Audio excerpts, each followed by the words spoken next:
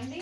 ఏ విషయంలో అయినా పిల్లల చదువు విషయంలో కావచ్చు, ఏదైనా లేని వాళ్ళకు చనిపోయిన వాళ్ళకి ఎట్లాంటి కార్యక్రమానికి డబ్బు సాయం కావచ్చు, లేకపోతే పెళ్లి చేసే ఇప్పుడు పెళ్లి చేయాలంటే ఎన్ని డబ్బులు ఖర్చు అయితే మనం 100 రూపాయలు 200 కట్నం పెట్టి తిని రావడానికి మనం వెనక ముందు వేస్తాము. అట్లాంటిది మా సారు ముందుకు వచ్చి రీసెంట్గా చిన్న మెట్టిపెల్లిలో ఇందాక చెప్పిన పుస్తని బట్టలు చేయించడం జరిగింది ఆ అమ్మాయికి.